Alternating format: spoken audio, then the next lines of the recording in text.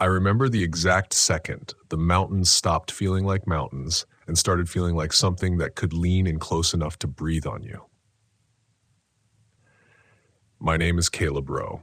I was 36 that winter, born and raised in southern Ohio, the kind of guy who trusted back roads more than interstates and silence more than crowds. I'd been camping out of a Volkswagen Westphalia, an old '89 model I'd rebuilt myself. Propane heater, pop-top canvas patched twice, cabinets that creaked if you leaned wrong.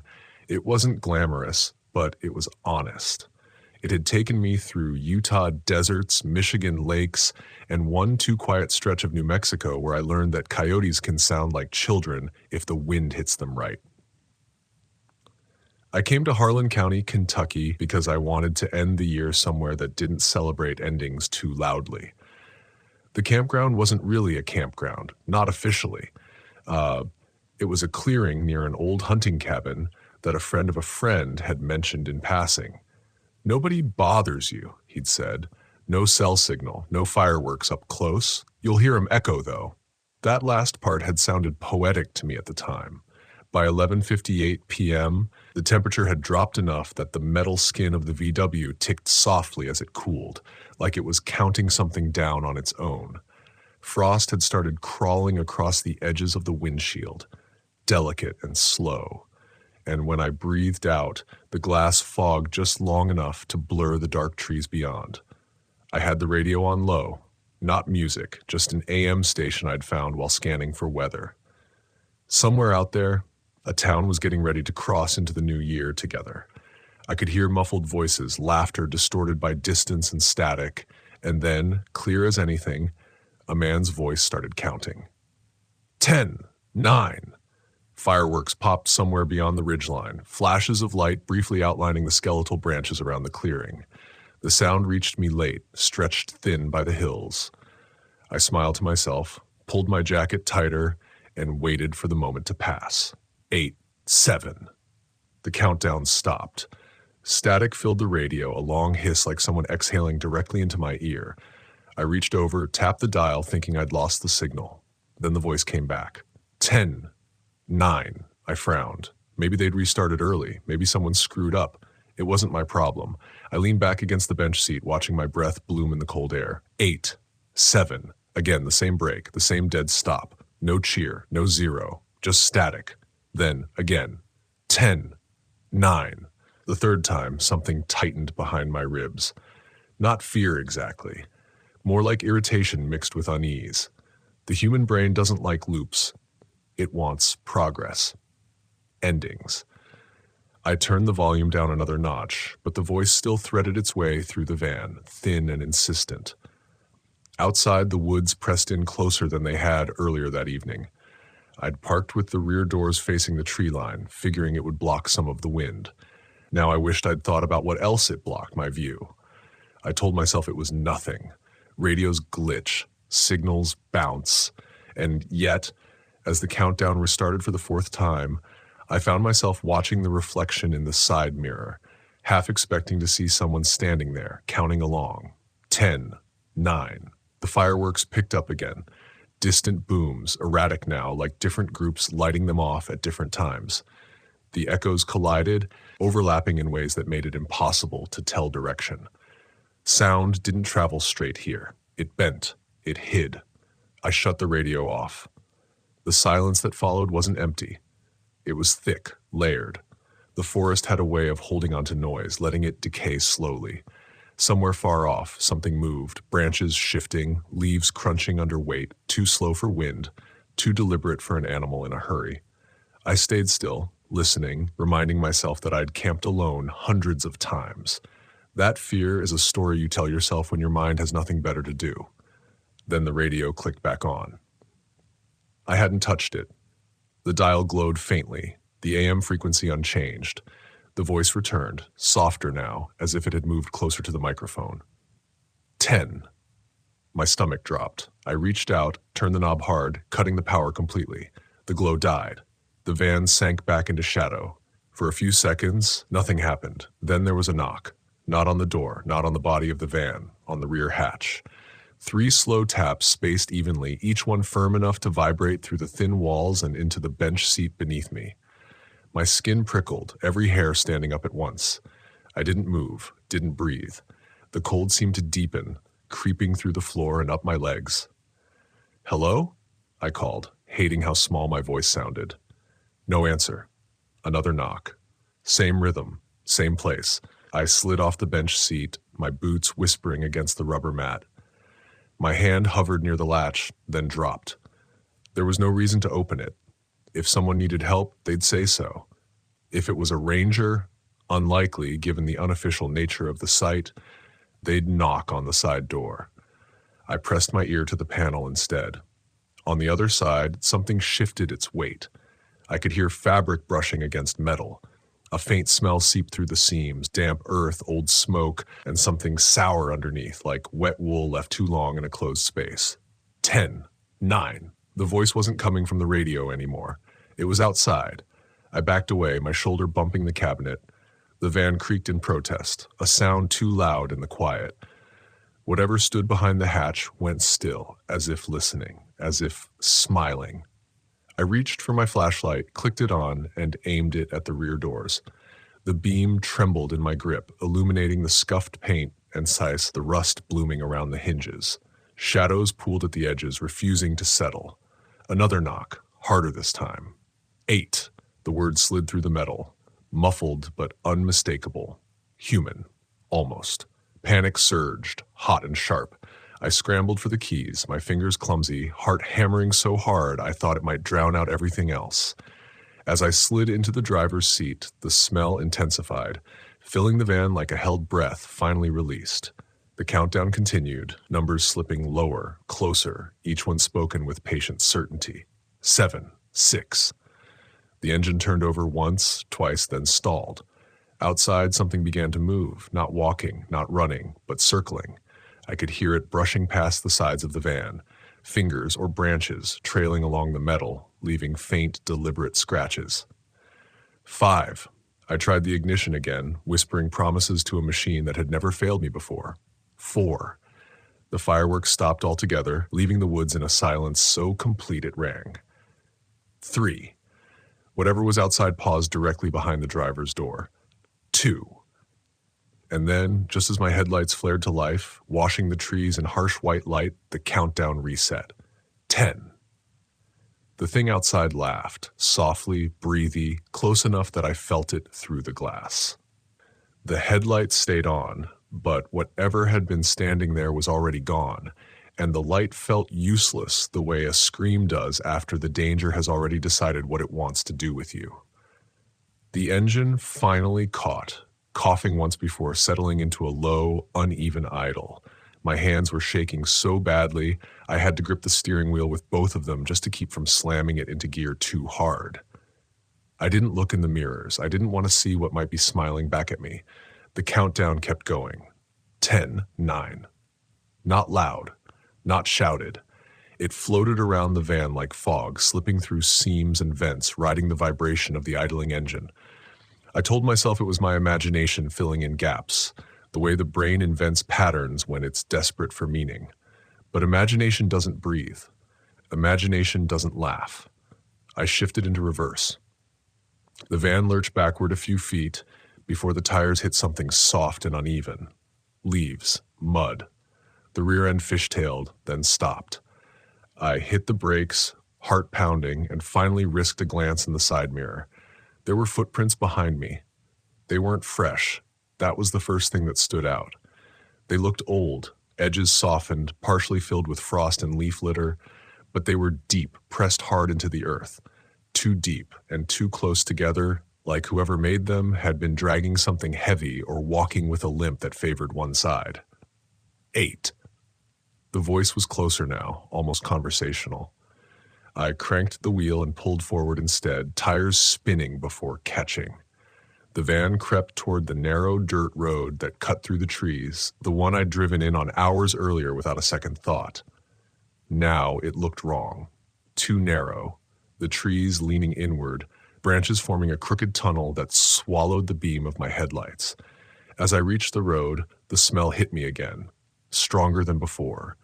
damp rot layered with old smoke and something metallic underneath, sharp enough to sting the back of my throat. I gagged, rolled down the window an inch despite the cold, and instantly regretted it. The sound came in through the gap. Breathing. Not rushed. Not labored. Slow and deliberate, like someone savoring the air before a meal. It came from my left, just outside the driver's window, close enough that I could hear the wet click at the back of the throat. 7. 6. I slammed the window shut and hit the gas. The van surged forward, branches snapping against the sides, scratching paint, thudding against the fiberglass pop-top. The road twisted sharply, tighter than I remembered, and I fought the wheel, adrenaline burning through me so hard it felt like my veins were lit from the inside. I kept expecting something to step into the headlights, to force me to choose between hitting it or swerving into a tree. But the road stayed empty, stretching on, the forest blurring into streaks of black and gray. 5. The number came from behind me now, drifting in through the back of the van as if it had climbed inside while I wasn't looking. I didn't check. I couldn't. My chest felt too tight, my breaths shallow and fast. The radio crackled back to life on its own, static. Then the same man's voice, calm and practiced as if he'd been doing this for years. 4. I screamed and ripped the faceplate off the radio, wires sparking briefly before the sound cut out. The silence that followed was worse. It gave the voice room to exist without explanation. 3. The road ended. Not gradually, not with a sign or a turnoff. It just stopped, dissolving into a wall of trees and rock that loomed up out of nowhere. I slammed the brakes, the van skidding sideways before stopping inches from a stand of thick, tangled brush. For a second, everything was still. Then the woods moved. Branches parted ahead of me, pushed aside from within, and something stepped forward just far enough to let the headlights catch it in pieces. A boot, mud-caked and split at the seam, a pant leg stiff with grime, a hand hanging at an odd angle, fingers too long, nails dark and cracked. 2, I couldn't see its face. The light seemed to bend around that part, refusing to settle, but I could feel it looking at me, weighing me, measuring the distance between us like time. The smell poured into the van, overwhelming now. My eyes watered, my stomach churned. 1. The word landed heavy, final. Nothing happened. No explosion, no scream, no midnight cheer echoing from the hills, just the thing stepping closer. It moved wrong, not jerky, not fast, but off, like a memory replayed at the wrong speed. Each step sank too deep into the ground, as if the earth itself wanted to keep it. As it came closer, I realized it was counting again, but the numbers were different now. 10, it said softly. 9. I did the only thing left to me. I turned the wheel hard and floored it. The van plowed straight into the brush, branches shattering against the windshield, thorns screeching along the sides. Something heavy slammed into the rear quarter panel, rocking the van violently. I felt it more than heard it, a solid, intentional impact that carried weight and anger. 8. The engine screamed in protest, tires spinning uselessly for a heartbeat before finding purchase. The van burst through the undergrowth and onto something solid, gravel. I didn't slow down to see where it led. Behind me, something howled. Not an animal sound, not human either. It rose and fell, like stretching unnaturally, layered with voices that overlapped and collided. The sound chased me down the road, fading only when the trees thinned and the sky ahead lightened just a shade. I didn't stop until I saw actual pavement, a real road. Yellow lines, a reflector blinking steadily at a bend. I pulled over, hands numb, and sat there shaking while the engine ticked and cooled. The radio stayed dead. The woods stayed quiet. When my breathing finally slowed, I noticed the time on the dashboard clock, 12:01 a.m., January 1st. I laughed then, short and hysterical, until the sound died in my throat, because etched into the dust on the inside of my windshield, traced with something damp and deliberate, was a single word written backward so I could read it from the driver's seat. Soon. I drove straight out of Harlan County and didn't stop until dawn burned the frost off the fields and the world felt solid again. I sold the van 2 months later. I don't camp alone anymore, and every New Year's Eve when the countdown starts and people cheer at 0, I turn the sound off, because sometimes, in the quiet just after, I can still hear someone counting patiently, starting over at 10. I thought leaving Harlan County would loosen whatever had wrapped itself around me that night, but fear doesn't respect geography. It doesn't care about state lines or sunrise. It rides with you, quiet and patient, waiting for the moment you stop paying attention. I drove until the sky turned the color of cold steel and the sun crept up like it wasn't sure it wanted to be seen. Gas stations began to appear, real ones with humming lights and coffee that smelled burnt but alive. I pulled into the first one I saw and sat there with the engine off, listening to my own heartbeat slowly settle back into something resembling normal. When I stepped out of the van, my legs nearly gave out. That was when I noticed the scratches. Not the random ones from branches. These were different. Long, parallel, deliberate. They ran along the driver's side, starting near the rear and ending just behind the door, as if something had walked with me, keeping pace, dragging its fingers along the metal the entire time. A trucker pumping diesel glanced over, frowned, then looked away quickly. He didn't ask questions. People who live on the road learn when not to.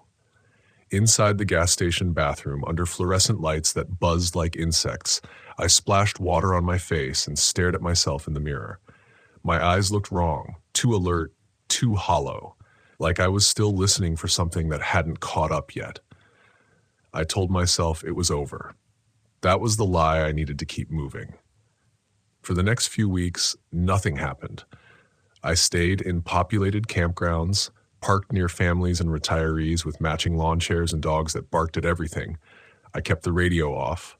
I slept with earplugs in, telling myself it was just to block snoring neighbors or wind. But time started acting strange. I'd wake up convinced hours had passed, only to see the clock had barely moved. I'd watch the microwave tick down from 30 seconds and feel my chest tighten halfway through, my body bracing for something that never arrived.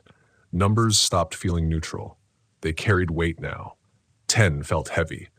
On January 14th, I was parked at a rest area in Tennessee when I heard it again. Not outside. Inside my head. 10. I dropped my coffee. It spilled across the dash, soaking into the seams. My heart slammed against my ribs, panic flaring hot and fast. I scanned the mirrors, the windows, the empty lot. Nothing. I laughed it off too loudly, earning a look from a woman walking her dog. Stress does that, I told myself. Trauma echoes. The brain replays patterns when it's scared. But the countdown didn't stop. It surfaced in places where sound shouldn't exist, in the pause between footsteps, in the hum of electrical lines, in the gap between breaths. Always starting at 10, always patient, never reaching 0. The worst part wasn't the fear. It was the temptation to listen. There's something comforting about predictability, even when it's wrong. Part of me wanted to hear the whole thing, to let it finish, to see what happened at the end. I hated myself for that curiosity, for the way it tugged at me late at night when the campground settled and the world held its breath. I started researching Harlan County, old forums, local history sites, anything that mentioned disappearances, strange encounters, unexplained sounds. Most of it was coal mining lore, stories about men lost underground, time collapsing in the dark, radios picking up voices that weren't there. One thread stood out, a comment buried deep in a discussion about abandoned cabins and unofficial campsites. No names, no dates, just a paragraph that made my skin crawl. If you hear the countdown, don't wait for midnight. It never comes the same way twice. It doesn't count time, it counts people. I closed the laptop and sat there for a long time, the words echoing louder than any voice. That night, I dreamed of the clearing again. The cabin loomed at the edge of the trees, darker than before, its windows glowing faintly like tired eyes. I stood in the snow, unable to move, while the radio played from somewhere inside, the numbers slow and deliberate. 3. I tried to scream, but my mouth filled with frost. 2. I woke up before 1, gasping, my heart racing. The van was silent. Too silent. I checked the clock. 11:58 p.m. My blood ran cold. I hadn't noticed the time slipping. I never did anymore. I sat there, frozen, watching the seconds crawl forward, each one heavy and wrong. My ears rang with imagined static. Outside, a firework popped in the distance, someone celebrating something. Relief washed over me, proof I wasn't alone, Troth, that the world was still moving forward. The radio clicked on. I didn't own that radio anymore. I'd ripped it out weeks ago, left the wires taped and dead behind the dash. 10. I bolted upright, breath coming fast. The voice was faint, distorted, but unmistakable. It sounded tired now, strained, as if it had been counting for a very long time. 9. I pressed my hands over my ears. The sound didn't stop. 8. The van rocked gently, like someone leaning against it. I grabbed the keys, hands slick with sweat, and started the engine. Headlights flared. The countdown faltered, then resumed, closer this time. 7. I didn't drive. I couldn't. Some instinct deeper than logic told me that running was exactly what it wanted, that movement was part of the pattern, part of the game. So I stayed. I breathed, and for the first time since Kentucky, I spoke back. No, I said aloud, my voice steady despite the terror coiled in my gut. You don't get to finish. The number stuck in the air, unfinished, like a word bitten off mid-syllable. The van stopped rocking. The pressure eased, just a fraction. I sat there until morning, eyes burning, every muscle locked tight. When the sun finally rose, the voice was gone. It hasn't come back the same way since. But time still slips around me. Clocks still hesitate, and every New Year's Eve, no matter where I am, I feel it watching, waiting for me to listen again, to give in, to let the countdown continue, because some things don't want to end. They just want someone else to keep counting. This is part 3. After that night in Tennessee, I stopped pretending this was something I could outrun. I stopped driving without a reason, stopped letting roads choose me. Fear had already taken enough control. I wasn't about to give it the steering wheel too. I rented a small room outside Knoxville for a month, bare walls, a heater that clicked like an anxious metronome, and a window that looked out onto a parking lot instead of trees. I told myself the concrete would ground me, that if the world stayed flat and loud and ordinary, whatever had followed me from Kentucky would starve. For a while it worked. Time behaved. Clocks moved forward like they were supposed to. Nights passed without numbers creeping into my thoughts. I slept. Real sleep, the kind that leaves you heavy and dull in the morning. That's when I started feeling guilty. Survivor's guilt wears a lot of disguises. Sometimes it looks like relief. Sometimes like anger. For me, it looked like curiosity, like the quiet question I kept pushing down. Why me? The comment from that forum wouldn't leave me alone. It doesn't count time. It counts people. I went back to Harlan County online, digging deeper this time. Local archives, scanned newspaper clippings, defunct radio logs. Most of it was mundane. Births, accidents, mining layoffs. But once you know what you're looking for, patterns start to glow. Every few years, around New Year's Eve, someone vanished. Not always the same way. Sometimes a camper, sometimes a hunter. Once, a volunteer firefighter driving home after midnight. The reports were thin, details vague. Last seen, presumed lost. No evidence of foul play. What they all shared was timing. Between 11:58 and 12:05. I found one article from the late 90s that mentioned a search party hearing a radio transmission in the woods. Numbers repeating, cutting out mid-count. The sheriff at the time dismissed it as interference from old mining equipment. No follow-up, no explanation. I printed everything out and spread it across the motel bed like a detective in a bad movie. Dates circled, names underlined. And then I noticed something else. The gaps. After each disappearance, there was a stretch of years where nothing happened. No vanishings. No reports. Like whatever it was had gone dormant. Until someone else heard the countdown. I stopped sleeping again. The realization settled in slow and heavy. It hadn't followed me because I was special. It followed me because I was unfinished. The thing in the woods wasn't chasing people randomly. It wasn't haunting places. It was maintaining a balance, counting down, claiming someone when the count completed, then starting over with whoever happened to hear it next. and I'd interrupted it. That night in Kentucky, when the engine finally turned over, when I refused to wait for zero, I'd broken the cycle without closing it. I'd left it incomplete. Hungry. The next New Year's Eve came faster than I was ready for. I considered leaving the country, considered burying myself in a city so loud and crowded that silence couldn't find me. But running had already failed once. Deep down, I knew distance wouldn't matter. At 11:30 p.m. on December 31st, 2019, I sat alone in that rented room with every light on, the TV blaring some meaningless countdown special I wasn't watching. My phone was face down on the table. No radio. No clocks visible except the digital one on the microwave, which I'd covered with tape. My hands were steady. That surprised me. Fear had burned itself out, leaving something colder behind. Resolve, maybe. Or acceptance. I wasn't going to listen this time. I wasn't going to participate. At 11:58, the power flickered. Just once. The TV stuttered but stayed on. The heater clicked. My heart rate barely changed. Then I smelled it. Damp earth, old smoke. That same metallic edge that scraped the back of my throat. It seeped under the door through the vents. Impossible in a second-floor motel room. I stood slowly, every nerve awake. 10. The voice came from everywhere at once. Not loud, not threatening, just present, like it had always been there, waiting for me to stop pretending otherwise. I didn't answer. 9. The walls seemed to press inward, the air growing dense, hard to breathe.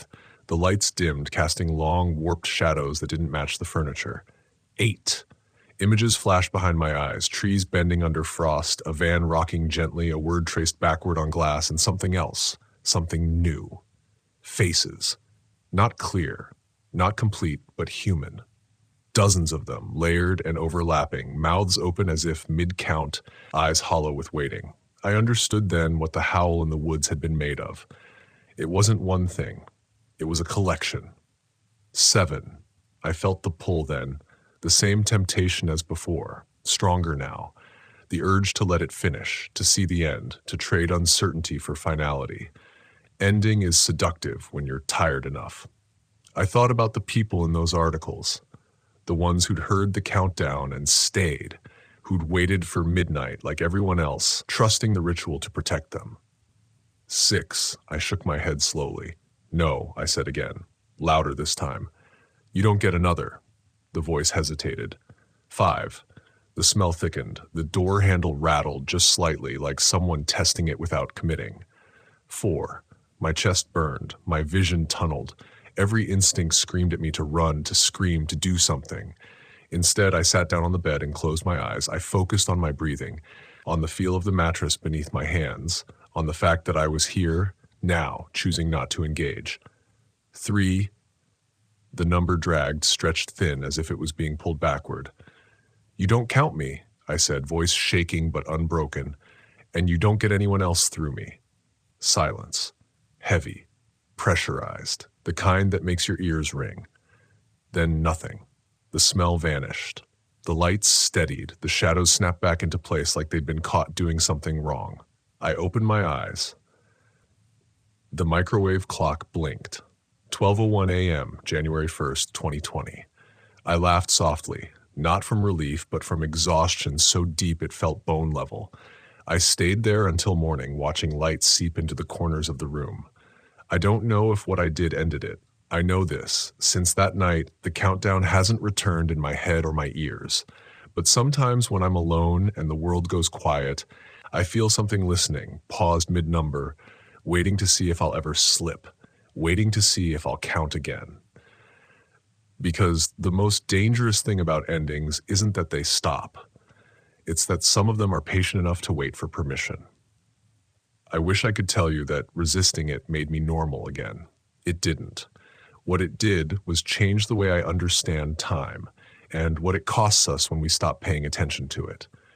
I moved out of that motel in January and into a quieter life, one that looks ordinary from the outside. I took a job repairing small engines at a marina near the Ohio River. I rented a modest place with neighbors close enough that silence never fully settled. I stopped camping altogether. Not dramatically, not with some vow. I just didn't go back. People assume fear announces itself loudly. They think trauma looks like panic attacks and cold sweats. Sometimes it does, but more often it looks like avoidance dressed up as practicality. It looks like choosing fluorescent lights over stars and telling yourself you prefer it that way. For a long time, I convinced myself I'd won. Then came the subtle things. Clocks that skipped a second when I wasn't looking. Digital displays that briefly showed 10 before correcting themselves. The way conversations stalled right before someone said goodbye, like the world hesitated at the edge of closure. I learned something important in those months. The countdown didn't just want bodies, it wanted attention. It fed on participation, on listening, on belief. That's why radios mattered. That's why New Year's Eve mattered. Ritual gives shape to fear. It gives it permission to exist. I started volunteering. Nothing dramatic. Soup kitchens, overnight shelters, places where time is measured differently, in needs instead of numbers. I didn't talk about what happened in Kentucky. I didn't need to, but I listened to stories that trailed off, to people who lived in permanent in-betweens, stuck between what was and what might never come. And slowly, something eased. Not the vigilance. That stayed. But the pull weakened. Like starving something by refusing to look directly at it. 3 years passed. Then 4. On December 31st, 2024, I was working late at the marina, fixing a generator for a couple who planned to ring in the new year on their boat. The river was black and glassy, reflecting the scattered lights along the shore. Fireworks began popping early, distant and disorganized. At 11:58 p.m., I felt it. Not a voice, a pressure. The sense of being observed by something very old and very patient. Not angry, not desperate, expectant. I didn't look at my phone, didn't check a clock. I focused on tightening a bolt, feeling the vibration travel up my arm, anchoring me to the moment. Somewhere, faint as a memory, I thought I heard 10. I froze, not in fear, in understanding. It wasn't starting over, it was checking, testing whether I'd learned the difference between awareness and obedience. I took a breath and kept working. The pressure lingered, then receded, like a tide meeting a shoreline that refused to give way. When the cheers finally erupted around midnight, they felt distant, unreal. I didn't join in. I didn't need to. I knew something most people don't. Midnight is a doorway, but not every door deserves to be opened. I still think about Harlan County, about the woods that don't echo the way they should, about how many people might have mistaken a ritual for safety, a countdown for a promise. Time doesn't protect us. Attention does. Listening does. And knowing when not to listen might be the most important skill of all. If you ever find yourself somewhere quiet on New Year's Eve, truly quiet, and you hear a voice counting down where no voice should be, don't wait for 0. Don't look for the end. Step away. Break the rhythm. Because some things don't hunt with claws or teeth. They hunt with patience, with numbers, with the simple human instinct to stay until the count is finished. And once you let them finish, you don't get to leave. The countdown never really ends. It just waits for someone else to start listening again. The first thing that told me something was wrong wasn't the fire, it was the silence surrounding it. My name is Ethan Caldwell. I was 36 that winter, old enough to trust my instincts, stubborn enough to ignore them when they conflicted with my plans. I'd driven my aging Volkswagen camper van, a 91 Westphalia with more miles than sense, up into the Blue Ridge Mountains to welcome the new year alone. Not lonely, alone on purpose. I'd grown up in Asheville, spent half my life hiking these ridgelines, camping in places tourists never bothered to learn the names of.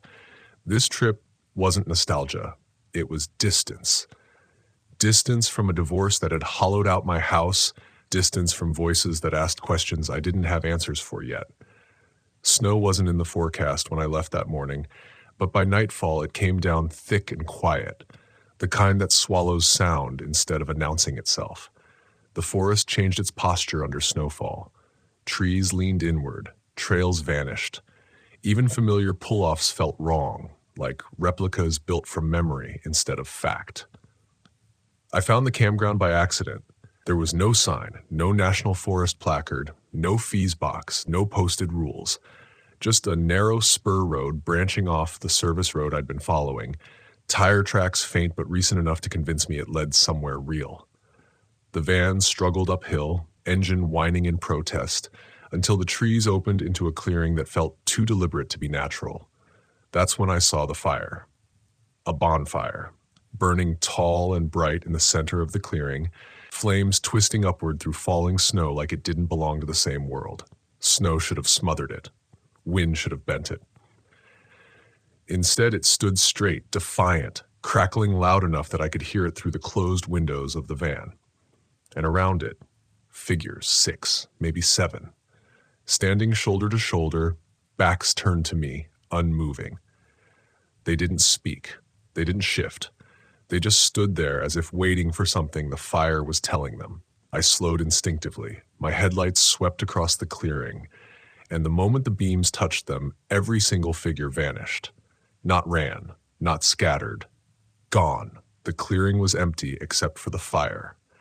I stopped the van anyway. I don't know why. That's the part that still bothers me years later. Every sensible part of me screamed to turn around, find lower ground, find lights, find people who behaved like people. But there was another voice, quieter, more dangerous, that whispered explanations. Snow playing tricks, shadows, drunk campers celebrating New Year's. Mountain people had their own traditions. I put the van in park. The air hit me like a held breath when I stepped outside. The cold wasn't just cold, it pressed against my skin, found the gaps in my jacket, crept down my spine like fingers. The smell reached me next. Not wood smoke, not pine. Something oily, metallic beneath it, like burned rubber or old machinery. I took 3 steps toward the fire before I realized what was missing. Footprints. The snow around the fire was untouched, smooth, pristine. No tracks leading away, no tracks leading in. My chest tightened. I told myself the snow was falling fast, covering things quickly. That explanation didn't sit right, but I carried it anyway, like a bad tool I refused to drop. I circled the fire at a distance, heat blasting my face while my back froze solid. It was too hot, hotter than a bonfire had any right to be in open snowfall. The logs were stacked wrong, too precise, almost architectural. Some of them weren't logs at all. Planks, old boards with nails still in them, blackened by flame. I saw markings carved into the wood. Not words, symbols. Deep gouges filled with soot. My phone had no signal. No surprise there. I tried anyway, thumb hovering longer than necessary over the screen as if waiting for bars to appear out of sympathy. Behind me, the van's engine ticked as it cooled. The sound felt loud, invasive. That's when I heard it. Not from the trees, from the fire. A low sound, rhythmic, almost like breath moving through a chest too big for lungs. The flames shifted in response, bending toward me, popping in uneven bursts that made my nerves jump. I backed away. The snow crunched beneath my boots, sharp and final in the quiet. Each step felt like an announcement. I hated that. I hated how visible I suddenly felt, standing alone in a clearing that had clearly not been empty moments before. I decided I'd sleep in the van, just for the night. Snowstorm, unfamiliar road, no sense risking a turnaround in the dark. I told myself I'd leave at first light, laugh about the weird fire, file it away as another strange mountain memory. The van door slammed louder than I meant it to. I locked it. Checked the locks again. Habit, not fear. At least that's what I told myself. Inside, the cold crept slower. The familiar smell of oil and old upholstery grounded me. I pulled the curtains, leaving just a narrow gap at the windshield. The fire was still there, still burning. Hours passed, or minutes. Time didn't behave right. Snow thickened, blurring the edges of the clearing, but the fire cut through it all, unwavering. At 12:14 a.m., my dashboard clock flickered and reset. That's when the knocking started. Not on the door, on the side panel. 3 slow knocks, deliberate, heavy enough to vibrate the metal. I froze, breath shallow, heart hammering hard enough to hurt. I didn't move, didn't speak, didn't even blink. 3 more knocks. 3 more knock through the gap in the curtain, the clearing's no figures, no movement, just the fire. And then the sound came again, this time from the rear hatch. Same rhythm, same weight. I whispered hello and hated myself for it the moment the word left my mouth. Silence answered. Then something brushed the side of the van. Not a hand, something long, dragging. The metal groaned softly under the pressure, a sound I felt in my teeth. My skin prickled, every nerve screaming to move, to drive, to do anything but sit there pretending this was normal. I started the engine. The headlights flared, and just like before, figures appeared around the fire, standing exactly where they had been earlier, heads tilted now, faces still hidden in shadow. The moment the lights touched them, they vanished. But this time, the knocking didn't stop. It moved, circling the van, slow, patient. Like whatever was out there finally understood, I wasn't just passing through. And as the fire crackled louder, bending toward my windshield like it wanted in, I realized the worst part wasn't the fear. It was the certainty that leaving wouldn't be as simple as turning the key. The tires spun before they caught, the van shuddering as if it resented being woken from sleep. And for a moment I thought that was it. That hesitation had cost me whatever chance I had to leave clean. Snow sprayed up behind me, the engine roaring too loud in the quiet, and the headlights cut forward through the falling white like blades. The road out of the clearing was there. I could see it. Narrow, half-buried, but real. I put the van in gear and eased forward. That's when the smell changed. It seeped through the vents, thick and sour, nothing like wood smoke anymore. It reminded me of old basements and damp cardboard, of something left too long in the dark. My throat tightened. I fumbled to close the vents, fingers clumsy with cold and adrenaline, and as I did, something hit the side of the van hard enough to rock it. Not a strike, a shove. I swore and pressed the accelerator. The van lurched, tires finding traction for half a second before slipping again. In the headlights, shapes flickered at the edges of the clearing. Not solid figures, not quite shadows either. They didn't approach the road. They stayed near the fire, clustered tight as if bound to it. And then one of them moved. It stepped forward just enough for the light to catch its face. I didn't see eyes. I saw depth where eyes should have been, like holes burned through paper. Its mouth was open, stretched too wide, not screaming, not smiling, just open. Snow passed through it, disappearing as if swallowed. I hit the gas harder. The van bucked and surged, crawling toward the road inch by inch.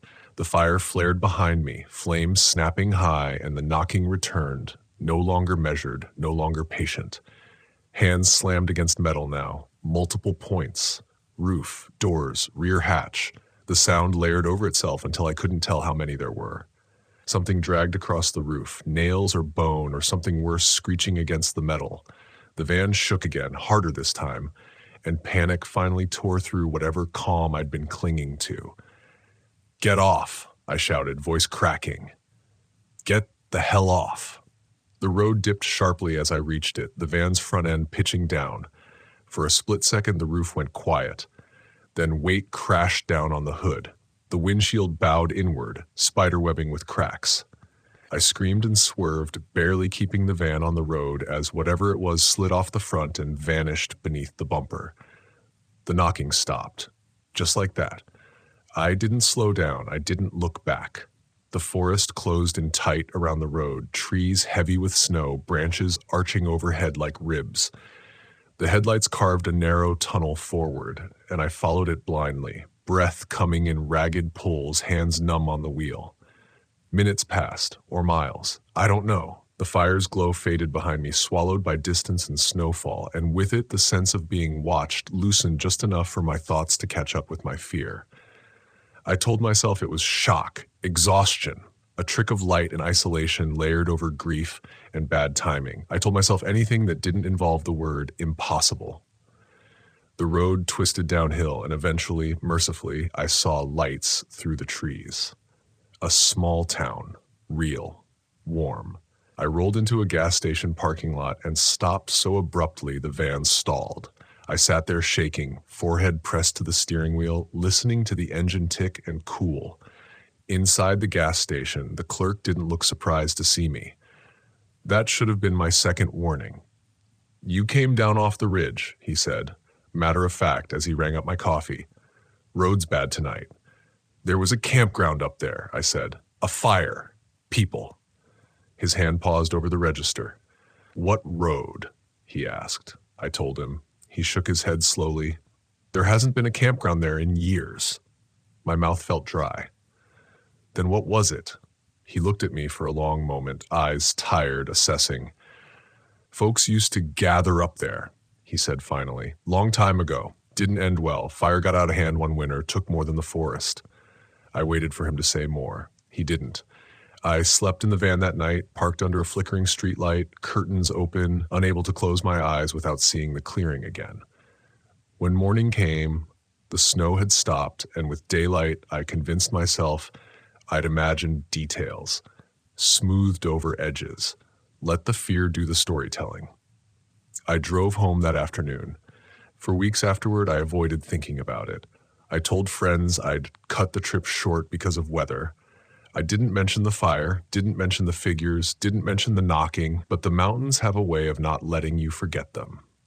It started small, a smell of smoke where there shouldn't be any, the sound of wood popping late at night. Once, as I drifted towards sleep, I heard 3 slow knocks on the wall of my bedroom. I moved apartments. The dreams followed. In them, I stood at the edge of the clearing, snow falling softly, the fire roaring bright. The figures never turned to face me. They didn't need to. I knew they were smiling now. I knew they were waiting for me to step closer, to take my place among them, to keep the fire alive. I learned something from that night, though it took time to understand it. The mountains don't just test your skill or your gear.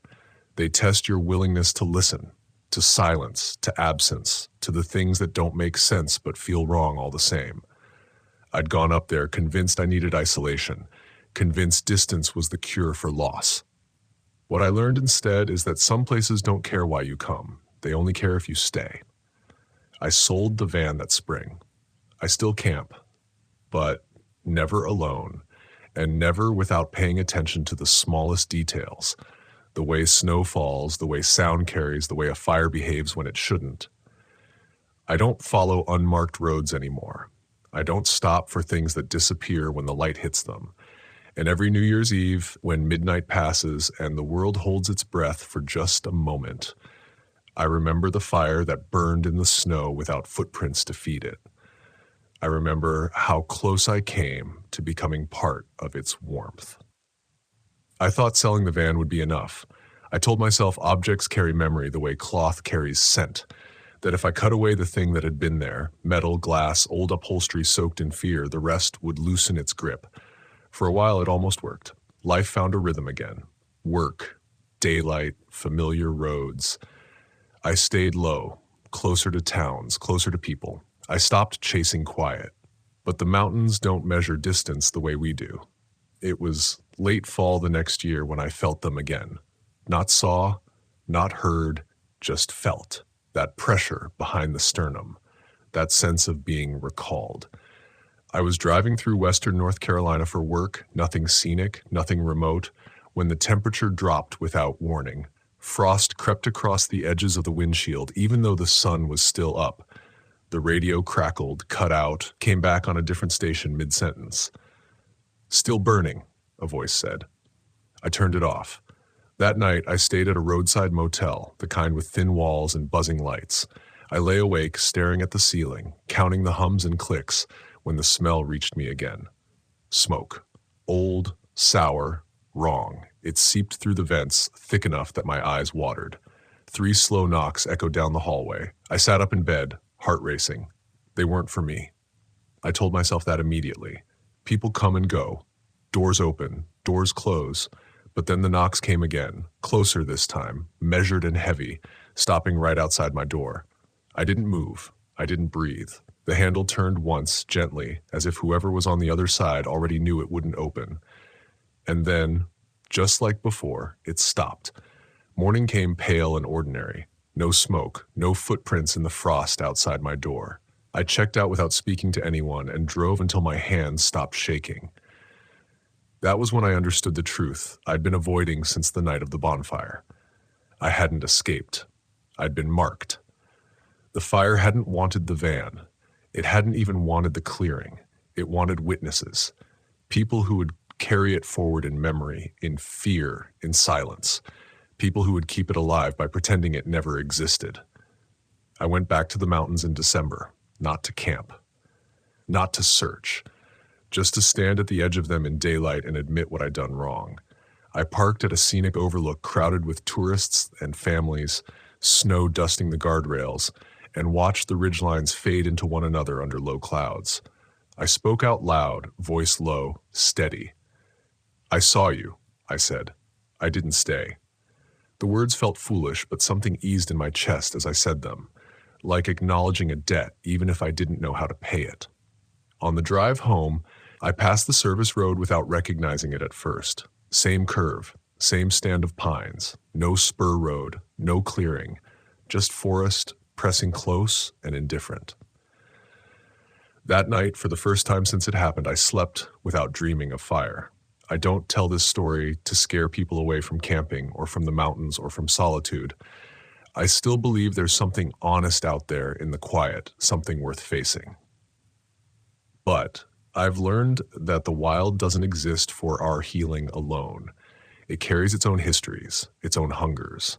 Sometimes, when snow falls heavy and sound disappears beneath it, I still think about that bonfire burning too hot to be real. I think about the figures standing close for warmth they could never keep. I think about how easy it would have been to step out of the van and join them, to rationalize one more strange thing, one more denial of instinct. What saved me wasn't strength, it was fear. Fear sharp enough to cut through pride. Fear that listened when my body knew something my mind refused to accept. That's the lesson I carry now, the one I won't set down no matter how far I go from that night. When the world goes quiet in a way that feels intentional, when fire burns where it shouldn't and people vanish when the light touches them, don't wait for proof. Don't wait to understand. Leave, because some fires don't want to warm you, they want to remember you. The first time I heard the bell, I didn't know it was counting me. My name is Evan Mercer. I was 38 that winter, and I'd been living out of my old Volkswagen camper for nearly 5 years by then, chasing silence, chasing roads that still felt untouched, chasing something quieter than the life I'd left behind. West Virginia always pulled at me like a low hum under the skin. Mountains that folded in on themselves, towns that didn't ask questions, places where the past didn't feel buried, just paused. I rolled into Logan County on December 31st, just before dusk, following a narrow road that twisted like it didn't want visitors. The trees leaned close, bare and black, branches knitting together overhead. Snow hadn't fallen yet, but the cold sat heavy, wet, and patient. My breath fogged the windshield even with the heater running. The radio kept losing signal, static, swallowing voices mid-sentence until I shut it off and let the quiet settle in. The campground wasn't really a campground. No gate, no sign. Just a gravel clearing beside a slow, dark river and an abandoned church on a low hill across the water. White paint peeled from its wooden sides, and the steeple tilted slightly, like it had grown tired of holding itself straight. I remember thinking it looked like a place that had already decided how things would end. I parked the VW facing the river, engine ticking as it cooled. The smell inside was familiar: oil, old upholstery, damp wool from my jacket. Safe smells, human smells. The woods around me carried something sharper. Rotting leaves, cold stone, a faint metallic tang that I couldn't place. I didn't see any other campers, no lights, no tire tracks that looked recent. That should have been my cue to keep driving, but I told myself it was New Year's Eve. People were home with their families, or in town, or smart enough not to camp in January. I told myself a lot of things back then. Across the river, the church bell hung motionless, dark against the sky. I noticed the rope was still threaded through the opening in the steeple, dangling down into the shadows.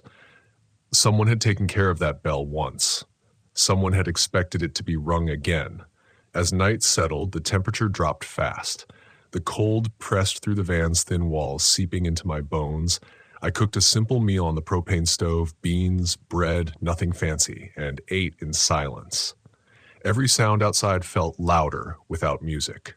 The river whispered constantly, a low, repetitive murmur that made it hard to tell when something else joined in.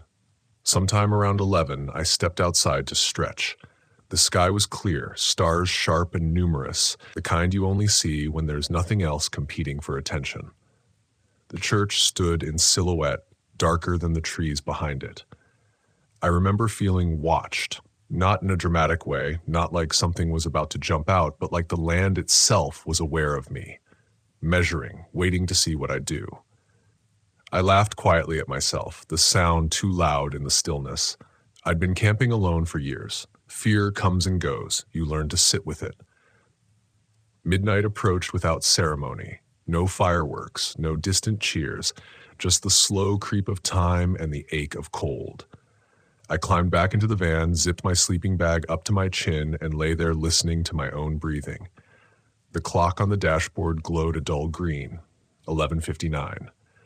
I watched the numbers change. 12. For a heartbeat, nothing happened. Then the bell rang. The sound cut through the night so cleanly it felt like it passed straight through my chest. A deep iron note that vibrated in the air, rolling across the river and into the trees. I sat up, heart already moving faster than it should have. Churches ring bells at midnight sometimes, I told myself. New Year's. Tradition. Someone must live nearby. The second ring followed, steady and measured. Then the third, each one spaced evenly, like whoever or whatever was pulling that rope knew exactly how much silence to leave between them. By the seventh ring, my skin prickled. The sound wasn't just loud, it was close. Too close for a bell that old, that far away. It didn't echo the way I expected. It didn't fade properly. It just stopped every time, like something had swallowed the sound whole. 11 rang. 12 rang. I exhaled, tense, waiting for it to end. The 13th ring came softer than the others, but heavier somehow, like it landed instead of echoed. The silence afterward felt wrong, thick, pressurized. My ears rang as if the bell was still sounding, just beyond hearing. I realized I was holding my breath and forced myself to let it out slowly. That's when I noticed the smell. Cold air carries scent differently, and this wasn't the clean bite of winter or the dampness of the river. It was old, dusty, like stone that had been shut away for a long time. And underneath it, something faintly sweet and spoiled, the way flowers smell when they've been left too long on a grave. I cracked the door open just enough to look out. The church was lit. Not bright, just a weak, yellow glow from inside, flickering like candlelight. I was sure it had been dark before. I was sure. The bell rope swayed slightly in the steeple opening, though there was no wind strong enough to move it. I told myself someone had rung it for the new year. I told myself locals liked their traditions. I told myself a lot of things while my hands shook and the cold crawled up my spine. I shut the door and locked it, the click of the latch sounding thin and useless. My mind raced through explanations, clinging to the most reasonable ones. I didn't think about the fact that 13 isn't a number anyone rings on purpose. I didn't think about how the last bell had sounded wrong. I didn't think about the way the light inside the church pulsed, slow and irregular, like a heartbeat. I lay back down, eyes open, staring at the ceiling of the van. The metal above me creaked softly as it cooled, each pop making my muscles tense. Somewhere across the river, something moved. Footsteps, maybe, or just ice shifting along the bank. I couldn't tell. I didn't want to tell. Minutes passed, or hours. Time lost its shape. Just when I started to believe the worst was over, there was a knock on the side of the van. Not loud, not urgent. Just 3 slow taps, deliberate, right near my head. I didn't move. My heart slammed so hard I was sure whoever was outside could hear it. The knock came again, same rhythm, same spot. No voice, no greeting. Just the sound of knuckles, or something like them, against thin metal. I thought about the bell, about the extra ring, about the way the silence had felt afterward, like the night was holding its breath with me. And in that moment, alone in the dark, I understood something I'd spent years avoiding on the road. Sometimes the land doesn't want witnesses. Sometimes it doesn't want company at all. The knocking stopped, but the feeling didn't. The knock didn't return, but the absence of it was worse. Silence settled in layers, heavy and deliberate, like something being carefully laid over me. I stayed frozen on the narrow bed, every nerve pulled tight, listening for the smallest change in the air. My breath sounded too loud inside the van. Even the ticking of the cooling engine felt like a signal flare. I told myself not to look. I told myself that if something was outside, seeing it would only make it real. But curiosity has a way of wearing down fear, especially when fear has no shape yet. Slowly, carefully, I shifted my weight and eased myself upright. The van creaked in protest, the sound echoing in my chest. I waited. Nothing answered back. I slid the curtain aside just enough to peer through the front windshield. The river reflected the stars in broken pieces, black water carrying light away downstream. The church still glowed faintly, that sickly yellow pulse flickering through the narrow windows. And standing near the edge of the clearing, closer than I remembered the tree line being, was a shape that hadn't been there before. At first, I thought it was just a person standing very still, a local maybe. Someone checking on the strange van parked by their river on New Year's night. That explanation lasted exactly as long as it took my eyes to adjust. It was too tall, too narrow. The arms hung longer than they should have, hands almost brushing the ground. The head tilted slightly to one side, as if it were listening rather than looking. I couldn't make out a face, just a darker patch where one should have been, swallowing the starlight instead of reflecting it. I pulled the curtain shut and backed away, heart hammering so hard it made me dizzy. My mind scrambled for logic, for anything solid. Shadows play tricks. Fatigue distorts perception. Fear invents monsters when it's given half a chance. I reached for my phone. No signal. The screen's glow felt obscene in the darkness, too bright, too fragile. I turned it off quickly, suddenly afraid of drawing attention. That's when I heard footsteps. Not near the van this time, across the river. Slow, deliberate steps crunching on frost and gravel. They moved in a straight line, unhurried, like whoever was walking knew exactly where they were going. I realized with a sinking dread that the path they followed led up the hill, toward the church. The light inside flared brighter for a moment, then dimmed again. The bell rope in the steeple twitched, once like a muscle flexing beneath skin. I pressed my hands against my ears, as if that could shut out what my eyes already knew. The smell returned. Stronger now, old dust, damp stone, that sweet rot curling in my throat. It seeped into the van, clinging to my clothes, my hair, my skin. I thought about leaving, starting the engine, driving until the road widened and the trees loosened their grip. But the idea of turning the key felt impossible, like trying to move in a dream where your limbs won't obey. Another sound cut through the night. A voice. Low. Hoarse. Too far away to make out words, but close enough to carry intent. It drifted from the direction of the church, rising and falling in a rhythm that scraped at my nerves. It wasn't singing. It wasn't praying. It sounded like someone reciting something they'd memorized long ago, something heavy with use. The voice grew louder. Then it stopped. The church light went out. Darkness snapped into place so abruptly it felt violent. The stars seemed to dim in response, the river losing its shimmer. I held my breath, waiting for the bell to ring again, for the 13th note to repeat itself like a curse on a loop. Instead, the footsteps returned, this time on my side of the river, closer than before. I could hear the uneven rhythm now. One step heavy, the other dragging slightly, as if the ground resisted being touched. Frost crunched. Twigs snapped. Each sound was distinct, isolated, impossible to ignore. I curled inward, gripping the edge of the bed until my fingers ached. Fear had moved past panic and settled into something colder, more focused. A certainty that whatever was out there wasn't passing through. It had come here. For this place. For this moment. The van rocked gently, once, twice. Not enough to tip it, just enough to let me know it could. A shape blocked the moonlight at the side window. I stared at the thin fabric of the curtain, watching as a shadow slid across it, elongated, warped, like it didn't quite understand the proportions it was supposed to keep. A hand pressed against the glass. At least I thought it was a hand. The fingers were too many, too long. They splayed out slowly, deliberately, leaving faint trails in the condensation on the window. I bit down hard on my lip to keep from making a sound. The taste of blood grounded me, sharp and real. A voice whispered my name, not shouted, not questioned, spoken the way someone says a fact they've always known. Evan.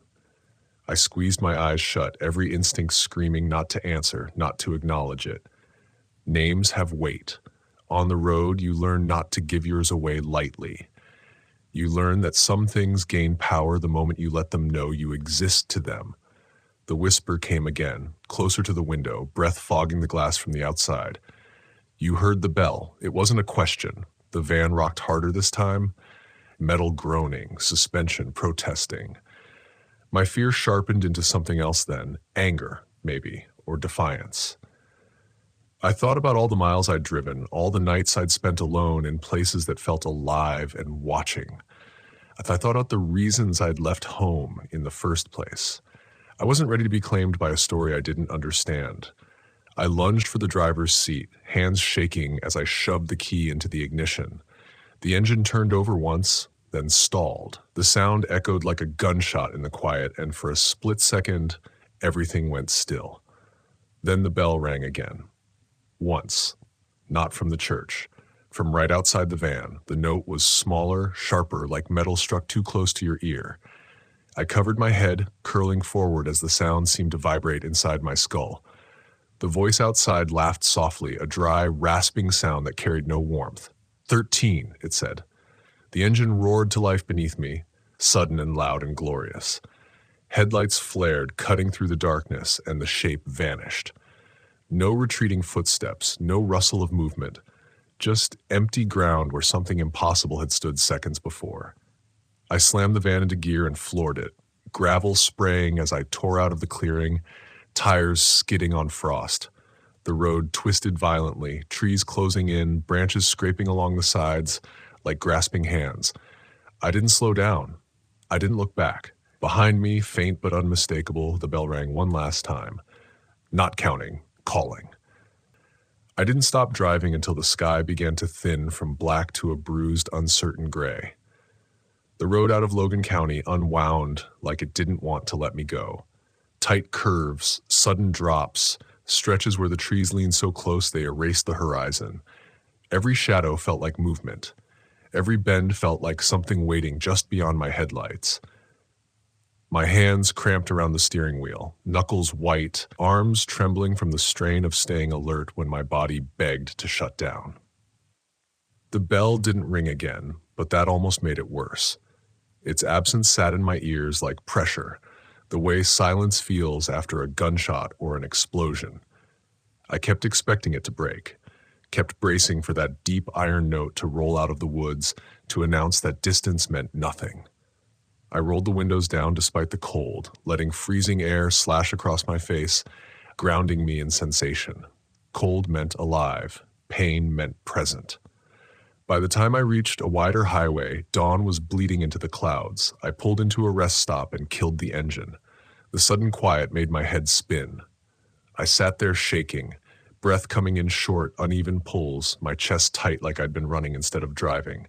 I checked the mirrors. Nothing. No shadow standing too close. No impossible shape stretching where it shouldn't. Just empty pavement and a row of vending machines humming softly to themselves. Normal sounds. Human sounds. I laughed then, a thin, brittle sound that cracked halfway through. Fear drains out of you eventually, leaving something hollow behind. I told myself I'd scared myself half to death over a coincidence. A bell, a shadow, a stranger with bad timing. I'd been tired, alone, primed for paranoia. I didn't sleep. Every time I closed my eyes, I saw the bell rope swaying without wind. I heard my name spoken like a memory that didn't belong to me. So when the sun finally climbed high enough to feel real, I drove again, pushing west, putting states between me and that river, that church, that clearing that had felt like a mouth closing. For weeks afterward, nothing happened. That almost convinced me it was over.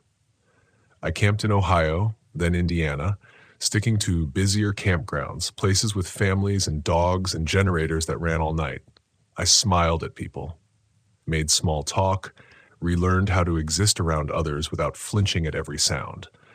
I told myself Logan County had been a fracture, something sharp and isolated that didn't need to define the rest of the road.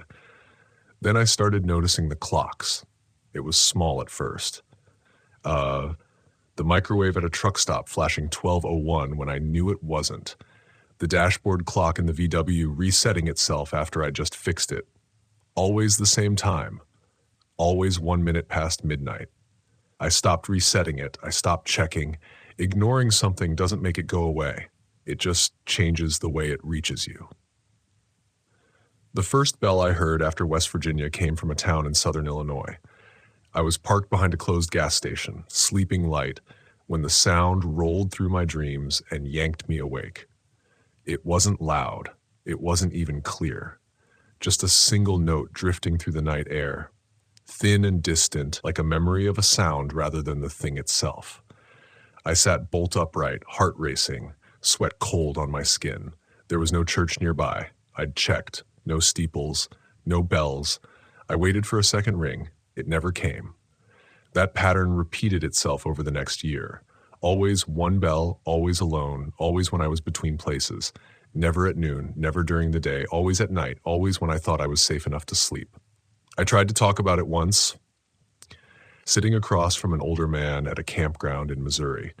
He'd been on the road longer than me, his rig patched and weathered, his eyes sharp in a way that told me he'd seen things he didn't share lightly.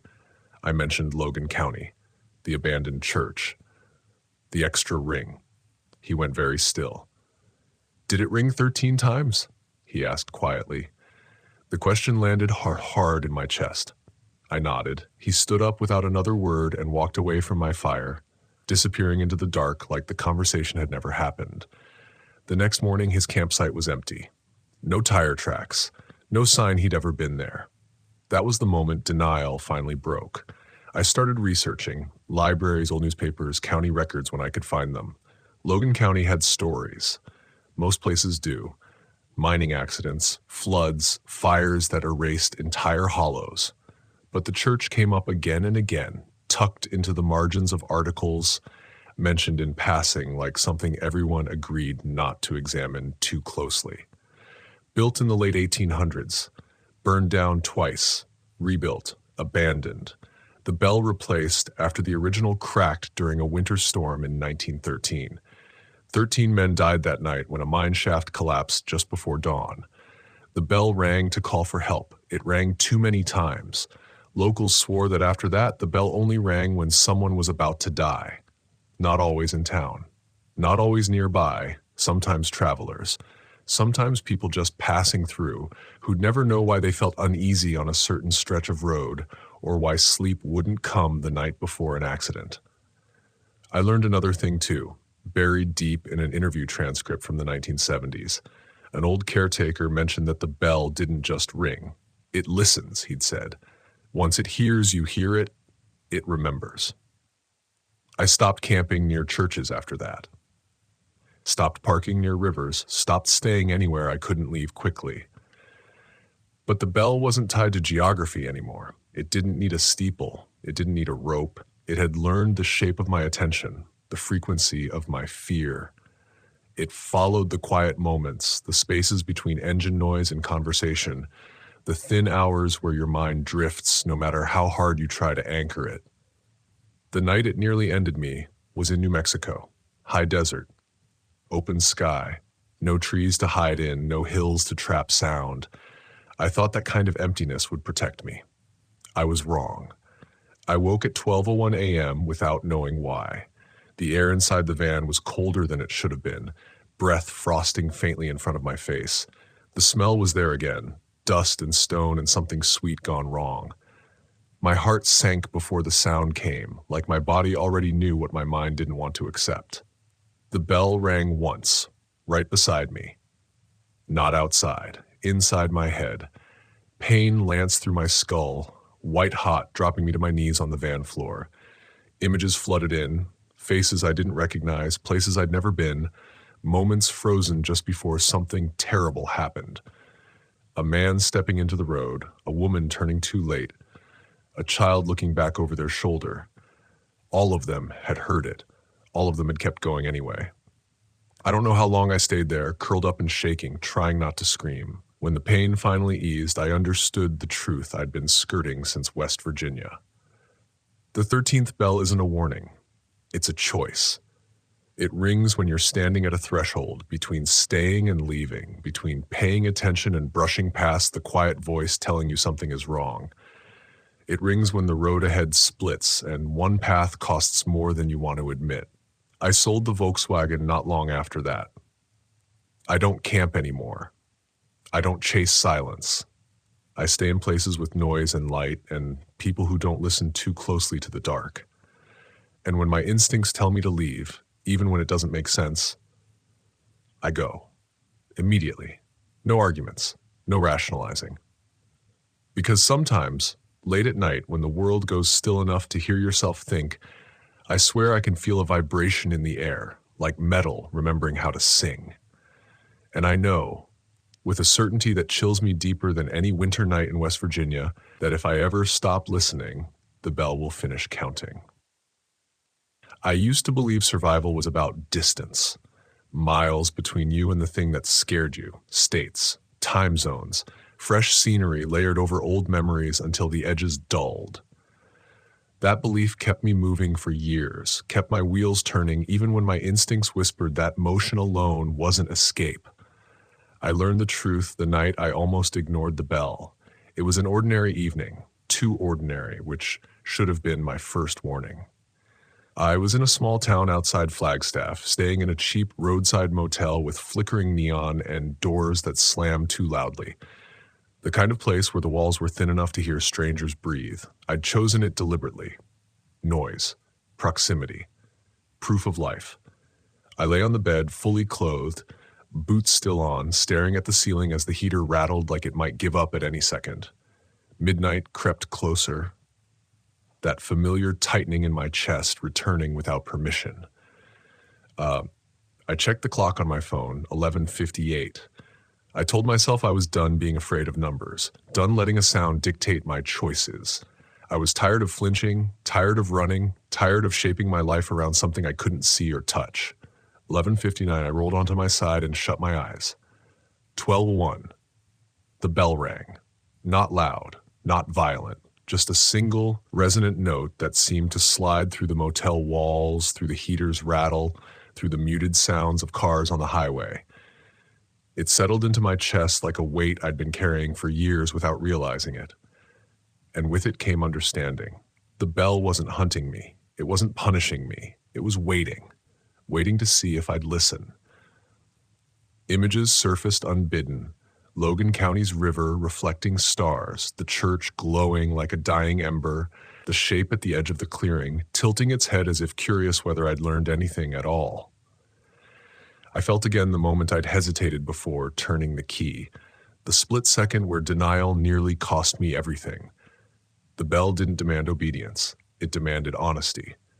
I sat up, heart pounding, and asked myself the question I'd been avoiding since that winter night in West Virginia. What am I still running from? The answer wasn't the bell. It was myself. The road had been an escape long before it became a lifestyle. I'd left behind a life full of noise that wasn't the good kind. Arguments that never resolved, relationships built on pretending, a version of myself that ignored every warning sign until something broke. I'd trained myself to push through unease, to call it weakness, to prove I was tougher than my instincts. The bell rang because that habit would have killed me eventually. Maybe not on a mountain road or beside a river or under a church steeple, but slowly, quietly, in the way people lose themselves when they stop paying attention to what hurts.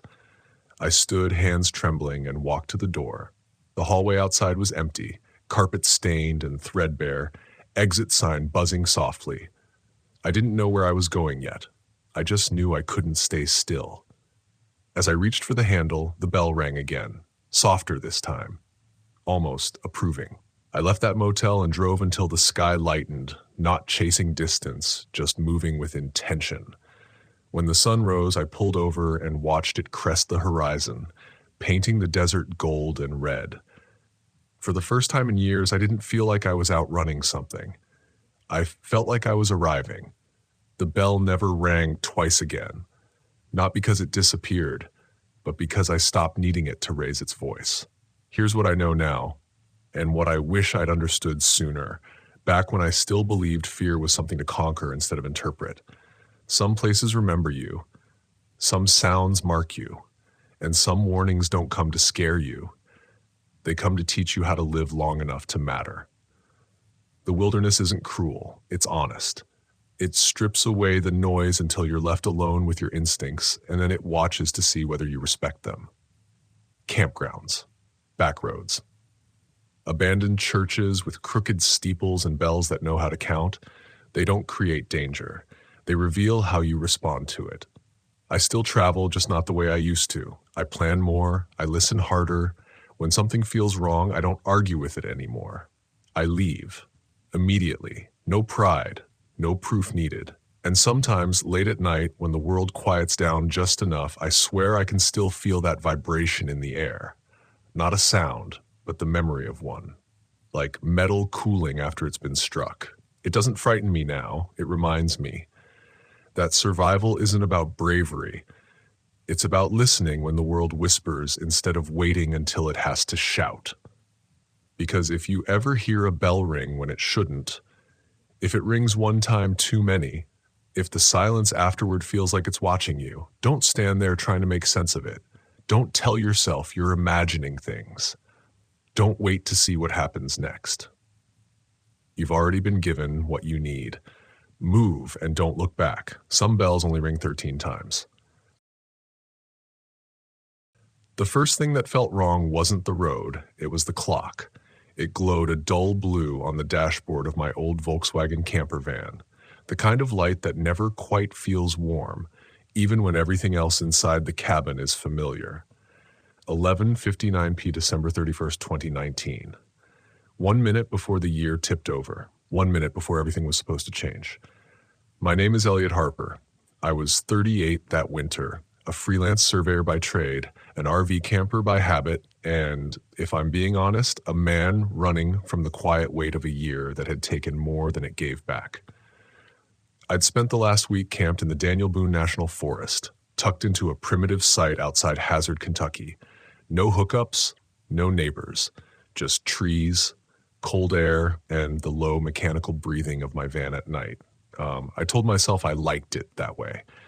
The Volkswagen was old but reliable. I'd rebuilt half of it myself, new fuel lines, fresh alternator, a heater that worked just enough to take the edge off a December night. It smelled faintly of oil, pine needles, and the coffee I'd burned earlier that evening. Everything about it grounded me. Everything about it told me I was in control. That mattered because the year hadn't been. I left the campground at 11:20 p.m., planning to make it back to my sister's place just after midnight. Start the new year somewhere safe, somewhere lit, somewhere with walls that didn't breathe when the wind shifted. The road out of the forest was a narrow 2-lane stretch, unmarked in places, folding in on itself like it couldn't decide where it wanted to go. By 11:45, there was no radio signal. The static came in low and rhythmic, like a distant crowd murmuring behind glass. I shut it off and listened to the engine instead. The tires hummed against cold asphalt. The heater clicked. My breath fogged the windshield just enough that I had to wipe it with my sleeve at stop signs that didn't have names. That was when I passed the stretch of road the first time. No sign, no landmark, just a gentle downhill curve where the trees pulled back slightly, as if giving the road space to exhale. The headlights swept across bare trunks and dead leaves, and for half a second I felt lighter. Not calm, not safe, just briefly unburdened. I didn't think anything of it. At 11:58 p.m. I slowed down. The road straightened, and I wanted to watch the year turn over while I was moving. Some dumb private ritual. I glanced at the clock again. 11:50 p.m. I frowned, lifted my foot, Tap the dash like that might fix it. Come on, I muttered.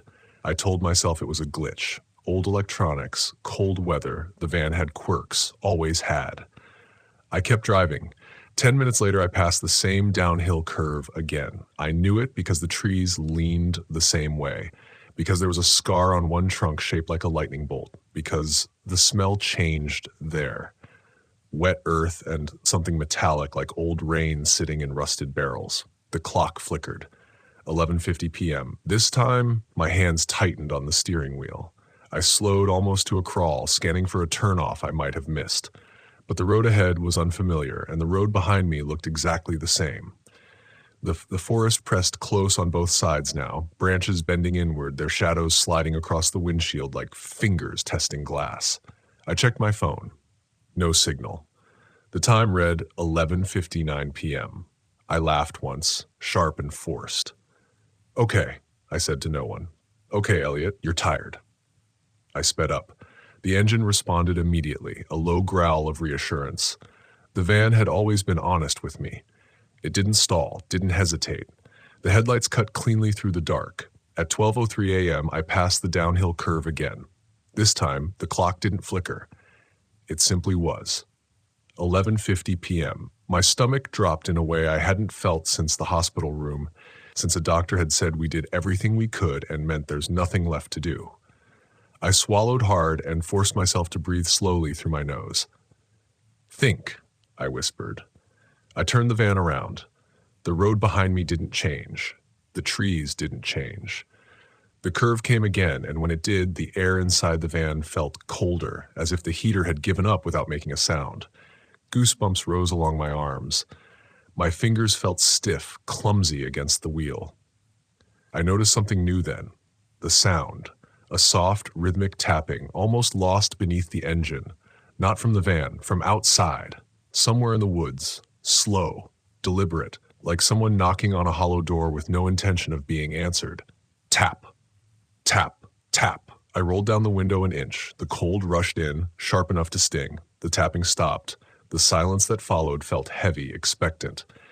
I rolled the window back up and drove. At the next curve, because now I understood there would always be a next curve, the headlights caught something standing just beyond the tree line.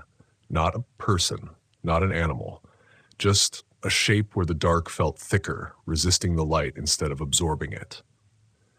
My chest tightened. I blinked, and it was gone. The clock stayed at 11:50 p.m. I felt something inside me start to fracture then. Not panic yet, but suspicion. A slow, corrosive doubt aimed not at the road, but at myself. I'd camped alone for years. I'd driven back roads in worse weather. I'd trusted my instincts and survived because of it. So why did every part of me want to stop? Why did every part of me know that stopping here was the one thing I couldn't afford to do? The tapping came back. Closer this time, not louder, closer. I kept driving, my jaw clenched, my eyes burning from refusing to blink too long. The year refused to change. The road refused to end. And somewhere between the curve and the trees, I began to understand that this stretch of asphalt wasn't broken. It was waiting. The tapping didn't follow a rhythm anymore.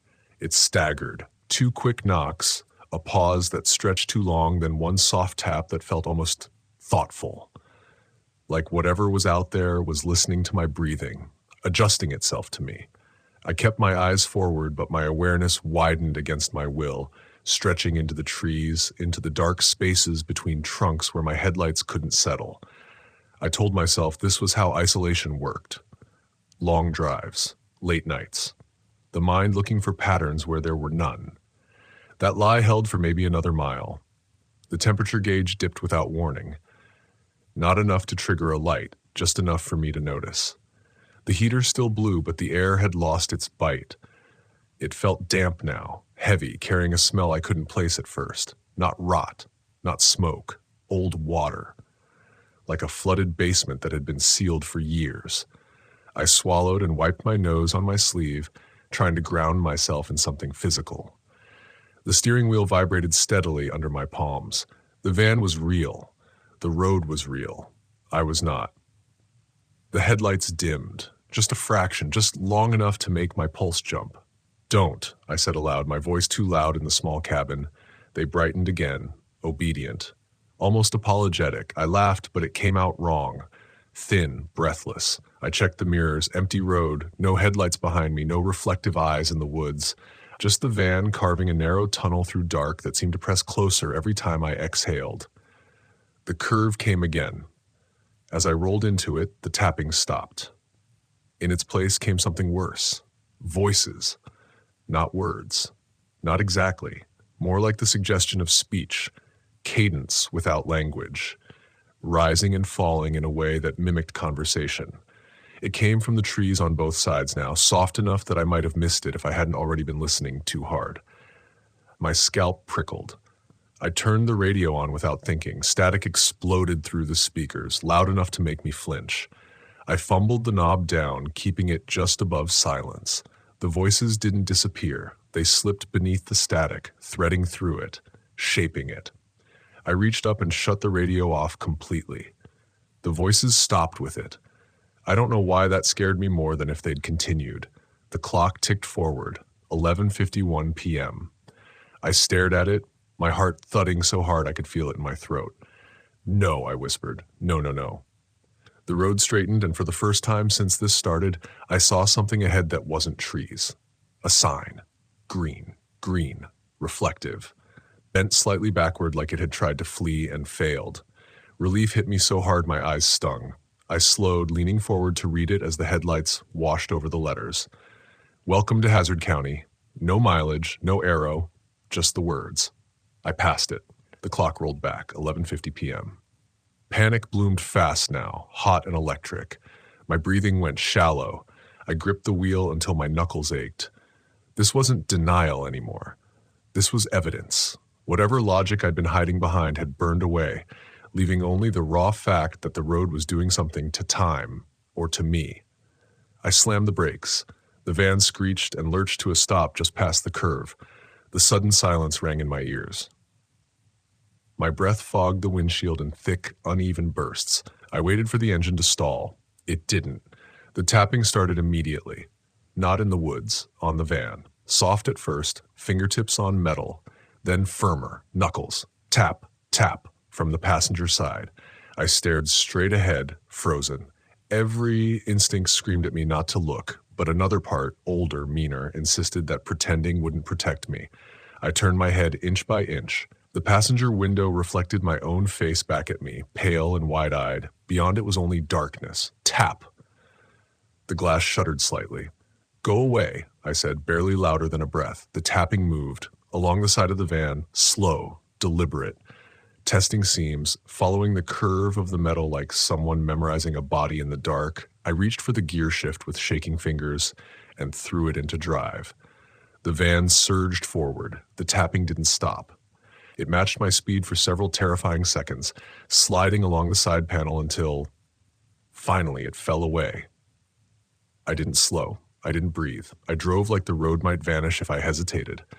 The trees thinned ahead, opening into a stretch where the moonlight pooled weakly on the asphalt. I dared to hope, just for a moment, that I'd broken whatever hold this place had on me. Then I saw the skid marks. They curved across the road in a wide arc, dark and old, disappearing into the trees on the opposite side. As I passed them, my headlights caught something else just beyond the shoulder, a Volkswagen emblem, rusty, detached, half buried in leaves. My stomach turned. I didn't stop. I couldn't. But the image burned itself into my mind, layering itself over every memory I had of this van, of rebuilding it, of trusting it. The idea that something like me, someone like me, had been here before felt suddenly unavoidable. The voices returned, louder now, closer. They weren't coming from the woods anymore. They were inside the van, not through the speakers, not through my ears, inside my head. They carried fragments of thought that weren't mine, flickers of fear, of regret, of bargaining. I recognized the shape of them even if I couldn't place their source. They felt old, reused, like echoes worn smooth by repetition. The clock crept forward again, 11:52 p.m. I sobbed once, sharp and involuntary, then clenched my teeth around the sound. I couldn't afford to fall apart. Not here. Not when the road seemed to respond to weakness. to hesitation. "Okay," I said, forcing steadiness into my voice. "Okay, you want me to keep driving? Fine." The road bent, the curve came. This time, the headlights didn't reveal trees on the other side. They revealed the road, looping back on itself, impossibly close, like I was chasing my own taillights through the dark. I caught a glimpse of red reflection ahead and realized with a sick jolt that it was me. The van. My van. Just seconds ahead, trapped in the same moment. I screamed and swerved, tearing my eyes away before the image could settle. The engine roared in protest. The smell of oil thickened. The van shuddered, and for the first time all night it felt unsure. The voices surged, pressing in, urging me to stop, to rest, to let the road take care of things, promising relief, promising stillness. I thought of the year I was trying to leave behind, of the hospital room, of how time had felt stuck there too, looping around the same awful minute until I'd begged it to move forward. "No," I growled. "Not again." I floored the accelerator. The curve rushed toward me, and instead of fighting it, I leaned into it, heart hammering, eyes burning, trusting the one thing that had never failed me completely. The van. The clock flickered wildly. The road screamed. And somewhere in the chaos, I felt the road resist. The resistance felt physical, like driving through deep water, thick, dragging, angry that I wouldn't yield. The accelerator was pressed flat to the floor, but the van surged and faltered in uneven pulses. The engine whined, then coughed, then caught again, as if arguing with itself about whether it wanted to keep going. The steering wheel vibrated so hard my teeth clicked together. Every warning sense I had lit up at once, not just fear now, but urgency, the kind that knows there is a narrow window and it's already closing. The curve twisted tighter than it had before. The headlights smeared across the asphalt, stretching shadows until they bent unnaturally, like the road was being pulled thin. The voices rose to a single pressure, no longer whispering suggestions but pushing insistently, overlapping thoughts that weren't mine yet felt disturbingly familiar. "You're tired. You've already driven far enough. Nothing waits for you past midnight." My vision tunneled. The smell of hot oil flooded the cabin, sharp and choking. I tasted copper. Somewhere in the chaos, the clock flashed again. 11:53 p.m. It was moving forward. That realization hit me harder than fear. The road hadn't stopped time. It was rationing it. I understood then, not fully, not cleanly, but enough, that this stretch didn't trap you all at once. It wore you down. Let you believe you were still choosing. Let you spend your fear, your hope, your memories like loose change until there was nothing left to bargain with. The skid marks, the emblem, the sense of repetition. Others had made it this far. Few had made it past. The curve opened suddenly, throwing me into a straightaway so narrow the trees brushed the edge of the headlights. The tapping returned, frantic now, hammering from everywhere at once.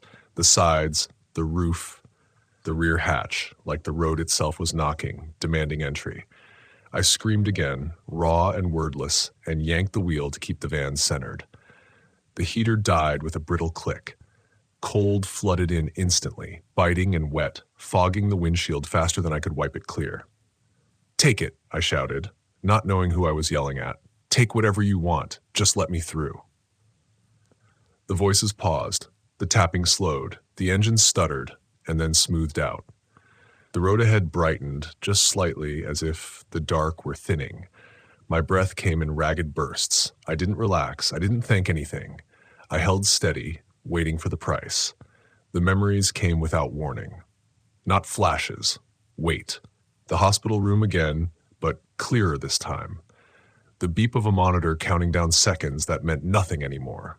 My father's hand in mine, already colder than it should have been. The moment I'd looked at the clock on the wall and watched it refuse to move past 2:17 a.m., as if time itself had stalled out of respect or cruelty. I felt that same pressure now, that same suspended second stretching too long. The road didn't want my fear. It wanted my stillness. "No," I whispered, shaking my head. "You don't get that."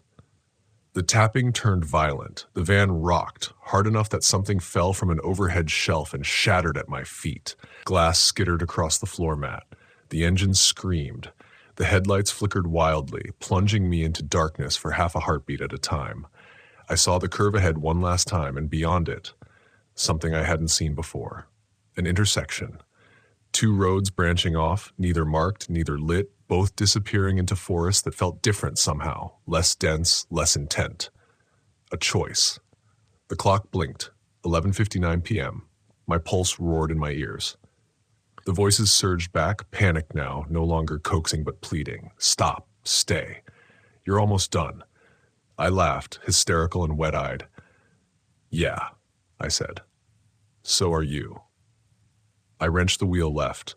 The van fishtailed violently, tires screaming as they fought for traction. For a breathless instant, I was sure I'd lose control, that I'd slide straight into the trees and disappear like the emblem in the leaves. Then the tires caught. The road lurched beneath me, as if offended by the choice, and the tapping exploded into a deafening barrage, until all at once it stopped. The darkness fell away.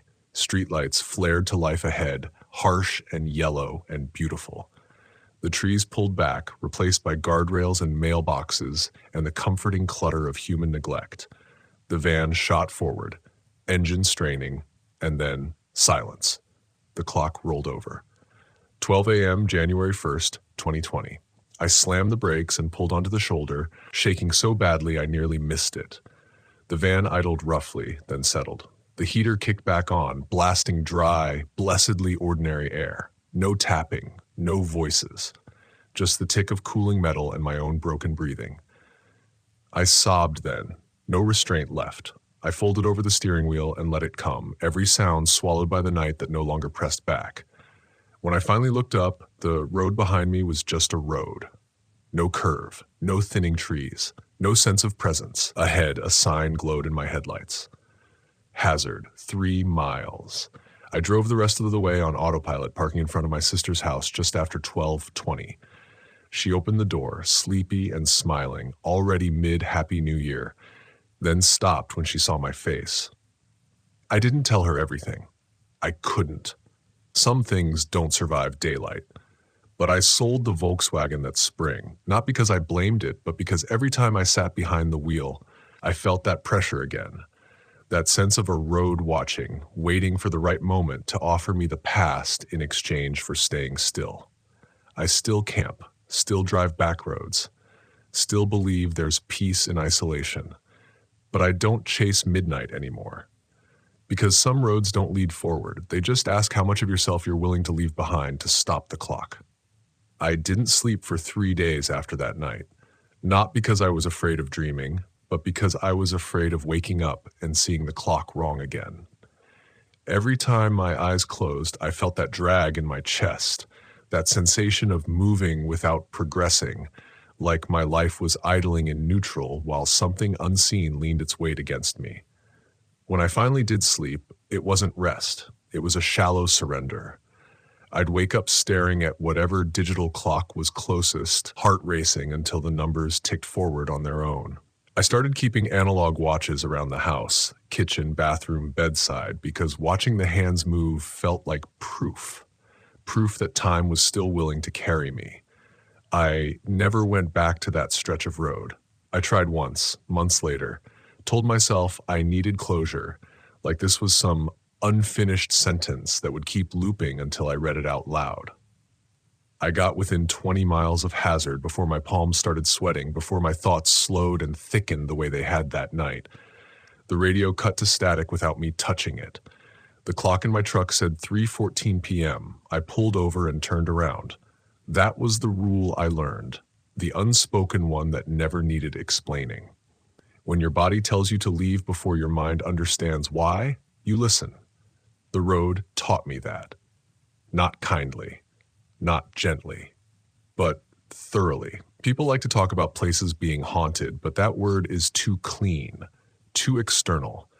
That road wasn't haunted by ghosts. It was burdened by people who stayed too long in moments they should have passed through. Grief, regret, the desperate wish to rewind 10 minutes and say something different, do something braver, leave earlier. I think the road fed on that. Not in a monstrous way, in a patient way. It didn't chase, it didn't trap. It offered comfort disguised as repetition. Stay here. You already know this minute. Nothing can hurt you if nothing ever changes. That's the lie that almost took me. Since then, I've changed how I camp. I don't arrive late anymore. I don't leave at night if I can help it. I keep my routes planned, but flexible, because rigidity is just another way of standing still. I check in with myself more than I check maps. And I never, ever drive toward midnight like it owes me something. Time isn't a door you can force open. It's a current. You either move with it, or you drown pretending you're at rest. Every New Year's Eve, I still feel it. That old itch to be on the road, to mark the turning of the year with motion. But when the clock creeps close to midnight, I stop wherever I am. I sit. I listen. I let the moment pass me instead of chasing it. Because I learned the hard way that some roads don't reset the year. They reset you. And if you're not careful, they keep what they erase.